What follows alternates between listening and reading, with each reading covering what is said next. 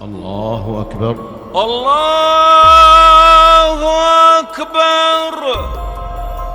Saudi अरब ने जारी कर दिया फरमान, इस बार बदल गया सऊदी का रमजान। सऊदी अरब से क्यों खफा है दुनिया भर के मुसलमान? सऊदी अरब ने रमजान को लेकर आखिर क्या किया ऐलान? सऊदी अरब में इस साल से रमजान के सारे कायदे कानूनों को सरकार ने बदल दिया है। सऊदी अरब ने कट्टरपंथियों के मुंह पर एक और तमाचा भी दे मारा है। दोस्तों, दुनिया के कोने कोने में करोड़ों मुस्लिम रहते हैं। सभी मुस्लिम देश सऊदी अरब को बहुत मानते हैं, क्योंकि सऊदी अरब वो देश है जहां इस्लाम की शुरुआत हुई थी। यही वो जगह है जहां इस्लाम के आखिरी पैगंबर मोहम्मद साहब ने जन्म लिया था।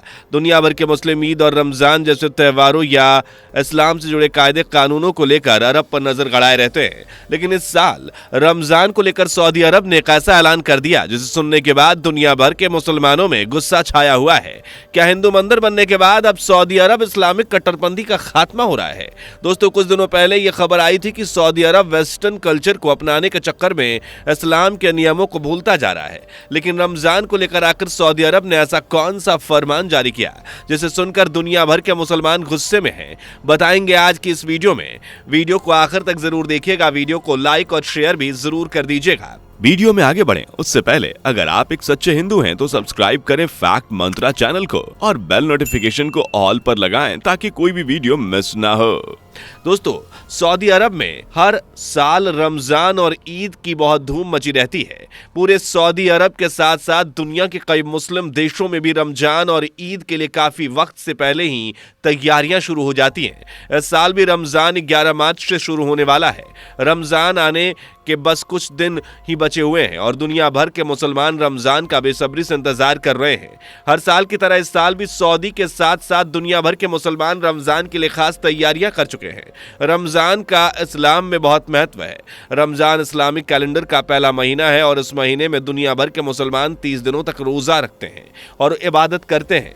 रोजे के महीने में इस्लाम में खैरात देने का भी रिवाज है। इसके अलावा पूरे रमजान मुस्लिम जगहों पर रोजेदारों के लिए और गरीबों के लिए रोजा इफ्तार यानी शाम के वक्त रोजा खोलने की भी सुविधा दी जाती है। सऊदी अरब में भी हर साल ऐसा ही किया जाता है, लेकिन इस बार के रमजान में सऊदी अरब की सरकार कई फेरबदल कर चुकी है, जिन्हें जानने के बाद अब हर कोई हैरान है। रमजान आने से पहले हर साल की तरह इस साल भी सऊदी अरब के मिनिस्ट्री ऑफ इस्लामिक अफेयर्स में कई तैयारियां की गई हैं और इस साल की तैयारियों के चलते मिनिस्ट्री ने कई तरह के रिस्ट्रिक्शंस लगाने का फैसला किया है, जिनसे अब एक कंट्रोवर्सी खड़ी हो गई है। जी हां दोस्तों, सऊदी अरब के इस ऐलान को सुनकर दुनिया के करोड़ों मुसलमान गुस्से में भी आ रहे हैं। रमजान अभी आया नहीं कि रमजान के आने से पहले सऊदी अरब की सरकार ने मस्जिदों के कुछ गाइडलाइंस जारी कर दी।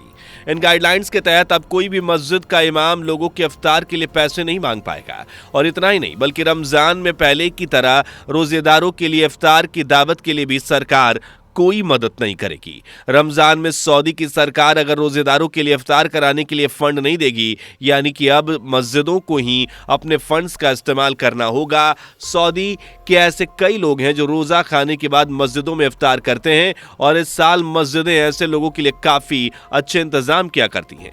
आपको बता दें कि मस्जिदों में इफ्तार करने वालों में ज्यादातर मुसाफिर और गरीब लोग आया करते हैं, लेकिन अब जब सऊदी सरकार ने रोजेदारों के लिए रमजान में इफ्तार कराने के लिए मस्जिदों को फंड देने का ऐलान नहीं किया है, तो अब कई तरह की परेशानियां आ सकती है। इतना ही नहीं दोस्तों, आपको बता दें कि मिनिस्ट्री की ओर से जो ऐलान किया गया उसमें यह भी कहा गया कि इस साल में मस्जिदों के अंदर रोजेदारों के लिए इफ्तार की दावत नहीं कराई जाएगी, क्योंकि मस्जिदों को साफ सुथरा रखने के लिए बहुत कुछ किया जाता है। इसलिए रोजेदारों को मस्जिदों के बाहर किसी जगह में या मस्जिद के सहन में ही इफ्तार कराई जाए। इसके अलावा भी इस साल सऊदी अरब की सरकार ने कई रमजान में और भी कई पाबंदियां लगाई हैं। इनमें मस्जिदों के अंदर कैमरे का इस्तेमाल ना करना, इमाम क्या बोल रहा है उसकी रिकॉर्डिंग नहीं की जा सकती। इसके साथ ही आम मीडिया के साथ सोशल मीडिया के ऊपर भी इमाम के बयान को सोशल मीडिया पर लाइव करने को लेकर भी सऊदी अरब सरकार ने रोक लगा दी है। इसका मतलब ये हुआ कि अब सऊदी के लोगों को रमजान में इमाम की बातें टीवी या किसी भी सोशल मीडिया पर सुनने को नहीं मिलेंगी। इसके लिए अब उन्हें सीधा मस्जिद में ही जाना होगा, जबकि पिछले कई सालों से सऊदी सरकार लोगों को यह सुविधा देती आ रही है। दोस्तों, सऊदी में धीरे धीरे सेकुलरिज्म की तरफ सरकार बढ़ रही है। यही वजह है कि कट्टर मुस्लिमों का देश कहा जाने वाला सऊदी आज ऐसे कई बदलाव कर रहा है जिसे देखकर दुनिया भर के मुसलमान भी हैरान हैं। आपको बता दें कि सऊदी सरकार ने पिछले साल मस्जिदों के लाउडस्पीकर को भी उतरवा दिए थे और यह फरमान दिया था कि मस्जिद में आने वाले हर शख्स की जांच हो और किसी आईडी के बिना उन्हें मस्जिद के अंदर एंट्री ना दी जाए। छोटे बच्चों को मस्जिद में ले जाने के ऊपर भी रोक लगा दी गई और ये सारे रूल्स सख्ती से फॉलो करने के लिए बोला गया।